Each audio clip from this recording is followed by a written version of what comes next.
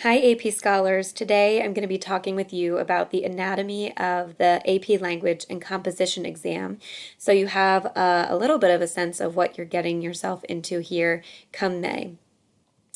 You can always get to information about the AP Language and Composition course and exam by clicking into the Course Materials and Resources folder in our Schoology class, and by clicking on this link, College Board AP Language and Composition course.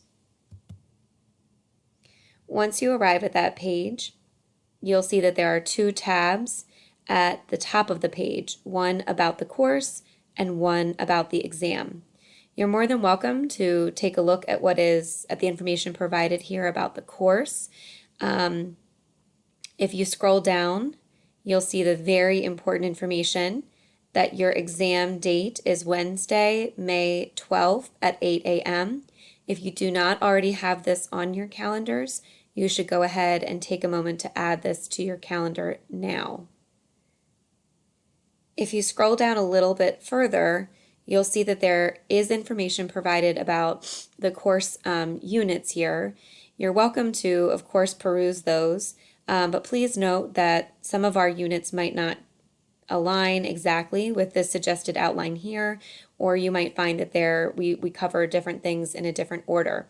For example, if you scroll down to Unit 8, it says that you'll explore the stylistic choices a writer can make and how those choices affect an argument. Well, we're already in our first unit really starting to explore the stylistic choices a writer is making, and as we go on, we'll continue to apply that to how those choices affect an argument. To me, it makes a lot more sense to start looking at those molecular type of features at the beginning of the course so that we can continue to reference them and bear them in mind for the remainder of the course.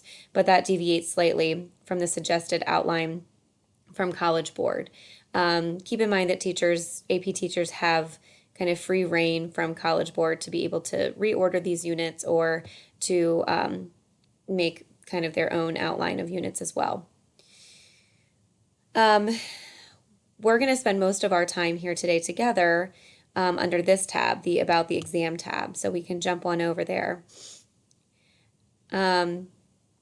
You'll see right away, again, a reminder about your exam date, Wednesday, May 12th at 8 a.m. And you'll see that the exam duration is approximately 3 hours and 15 minutes. Those are the actual timed sessions for the exam. However, until all is said and done, your exam will probably last till approximately 12 o'clock, so noon is when you can anticipate being done with your exam that day. I want to talk to you about the exam components briefly. You can see that there are two different sections. One is a multiple choice section, and the other is a free response section. When you arrive at your testing site, you'll encounter the multiple choice section first, and you'll see that this section is allotted 1 hour. You will only experience 45 questions in this multiple choice section. That is a change as of last year. It used to be that students could expect anywhere between 45 and 55 questions on the multiple choice section of the exam. However, this year and beyond, students are guaranteed to only have 45 multiple choice questions on the exam. There are two different types of multiple choice questions in the multiple choice section. There are reading questions, which are based on about approximately 5 nonfiction passages. So within this 1 hour time period, you'll be asked to read approximately 4 to 5 nonfiction passages and answer approximately 23 to 25 questions on those passages. These passages can range from time periods anywhere from the 1800s to 21st century texts. So we'll need to be prepared for texts that are older in nature and thus have a different way a different type of language that they use. So we'll prepare for this, our next lengthier text narrative of the life of Frederick Douglass, especially will prepare us for the type of writing that occurred in the mid 1800s. The other type of multiple choice question you'll encounter are writing questions, and these writing questions are actually new to the exam this year. They were supposed to be new last year, but they ended up not being included in last year's modified exam. So these questions are relatively new for me as well. So we will practice these together, probably using AP Classroom more than anything. And in these questions, you'll be asked to read like a writer and consider revisions and additions to the text. So these types of questions might ask you to consider things that are more on the molecular level. So word choice, so diction, syntax, those types of things, or that are maybe a little larger in scope as well, where they might have you look at a paragraph and ask you something like, which sentence makes the most sense to be inserted to the paragraph in order to further support the claim of the paragraph. And you would need to make that decision. So again, we'll probably be turning to AP Classroom to do some of these practice writing questions along the way here. So the only final thing I want to note about the multiple choice section is that it counts as only 45% of your overall score, which is kind of a relief to students typically because these questions tend to be very challenging. In fact, for some silly reason, the College Board anticipates that most students will likely only score about a 50% on the multiple choice section. So that kind of makes students nervous, and so this 45% of the score alleviates some of that anxiety surrounding the multiple choice section. The next, so as a student encountering the AP exam, you'll have 1 hour to complete the multiple choice section, and we'll talk about some logistical approaches as the year goes on for multiple choice. At the end of that hour, though, you'll be given a 15-minute break. You'll go to the bathroom, you'll get a drink of water, have a snack, and then you'll come back. And when you come back, you will have a 15-minute reading period. You'll receive the materials for the FRQ section, the free response question section, and you'll have 15 minutes to review those materials and those prompts prior to starting in on writing. You can see before we even pop it open that there are 3 types of questions on the FRQ section of the exam, and after the 15-minute reading period, you have 2 hours to write your 3 essays. In those 2 hours, students will have to monitor their own time. In other words, no one is going to tell you that you only have 40 minutes for each essay. 2 hours breaks down into 40 minutes. You may wish to kind of monitor yourself and give yourself 40 minutes for each essay, but you might also know that you need approximately 5 additional minutes for one type of essay, and that you can kind of bear to give up those 5 minutes from another type of essay. So by the time you get to the exam, you'll have a better idea of how long each essay response takes you, which one is the easiest for you, which one is maybe more challenging for you, and you'll be able to kind of self-monitor your time within those 2 hours and how you want to split that 2 hours up over your 3 essay responses. This section is 55% of your overall score, which again usually is in the favor of students because students tend to do much better in the essay section of the exam.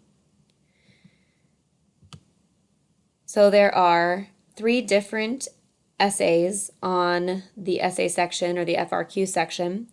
I'm going to start actually with the last one, the argument essay, and I would argue that each of these essays is an argument. It's just a different type of argument.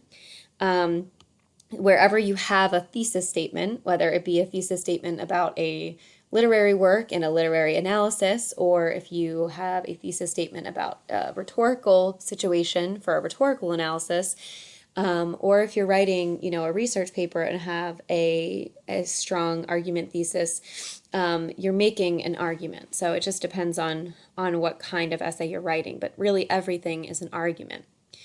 In the argument essay, as you can see, you'll be given a topic, And the topic can really be anything. One trend that I've noticed over the last few years is that the topics have kind of shifted to more of a sort of philosophical focus.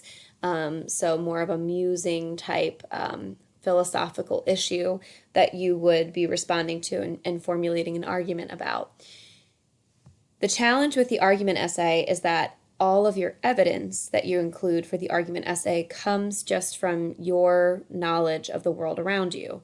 So this is where it's really important to pay attention to current events, to learn as much as you can about some historical events. So if you click on This Day in History each day, that's just a really nice bite-sized portion of history that you can be